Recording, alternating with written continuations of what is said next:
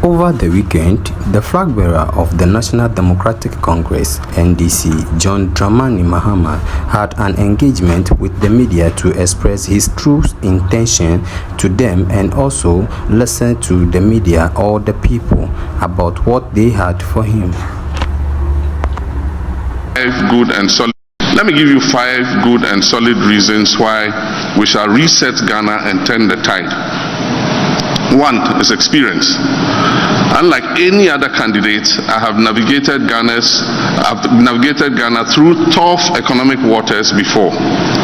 My presidency was marked by significant infrastructure development, building economic buffers for inclusive growth while ensuring macroeconomic stability. I understand the intricacies of national crisis management and possess the proven experience to reset Ghana from the economic challenges that we face today.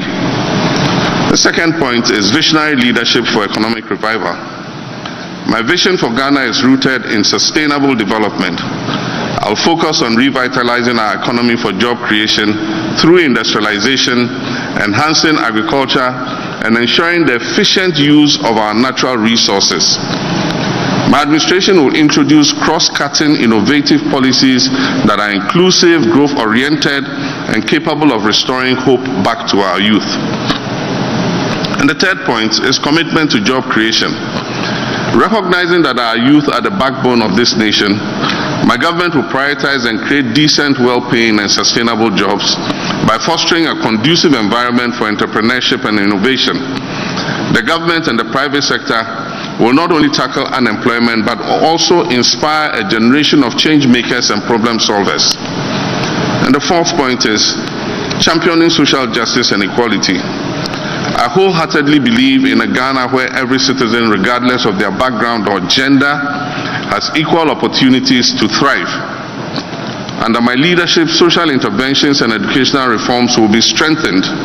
The vulnerable in our society will be protected and given the opportunity to change their circumstances. And let me add that gender equality will be a cardinal feature of the Mahama Jenano Opokuajima Flagstaff House. Would lead an administration that promotes gender inclusivity in every government policy. And that is why we propose to establish a National Women's Bank to empower women to close the gender gap financially. 1 million women will benefit from the Women's Bank to finance their small and medium-scale businesses. And the fifth point is a call to national unity. Ghana's strength lies in its diversity. The polarization and partisan politics that have characterized the current administration's tenure should have no place in Ghana. As president, I'll foster a spirit of national cohesion, encouraging all Ghanaians to contribute towards nation building regardless of their political, religious, or ethnic affiliation. Whilst Johnny Hughes of Media General talks about some feedbacks he has received from colleague journalists and also talks about the fact that the last time something of this kind has happened was in 2019 by the ruling president.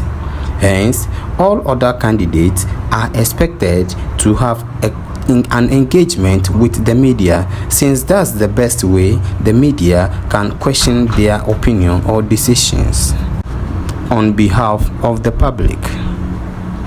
The flag bearer of the National Democratic Congress, John Dramani Mahama, met the press. And for most of my colleagues who were there, the feedback I got from there was that they missed those kinds of interactions.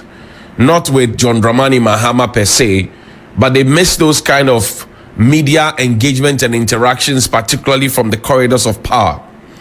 I remember that the last time the President of the Republic met the press, and I was there, was in 2019. Since then, he's been meeting all manner of people, including chiefs and children from school, and telling them how he had used Dr. Bawumia's brain to govern and he's one of the best, etc. But he has not met the press. My understanding from the feedback I'm getting from colleague journalists is also that the answers were good and the questions were straight to the point. The praise and worship questions were almost absent, if you ask me.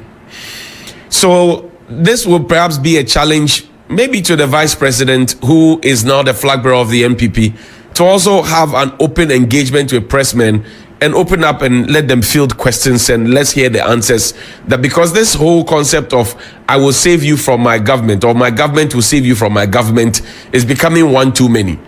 All right, the conversation about e-levy, for example, say, well, when my government comes, but your government is part of the people who actually imposed the e-levy on the people of Ghana when the people said, no, we can't pay e-levy. So maybe, just maybe, we should have all the other presidential candidates, Alan Tremanting, Cheddar, everybody else, engage the press, open up for questions. And if the praise and worship questions come, we know where they will come from. If they don't come, we know why they did not come, because there's a certain standard that has been set up. So for those who put that event together, kudos to them. We expect a lot more, because that's how the press then can ask the questions on the minds of many Ghanaians and bring the answers to Ghanaians as well. This morning, if you check the front pages, they are all. Now, were the questions scripted for journalists to come and ask? I doubt that a Captain Smart or a Kemini Nyamini Amano or a Bernard Avle or anybody would allow themselves to have questions scripted for them to come and ask. I doubt that they would have questions.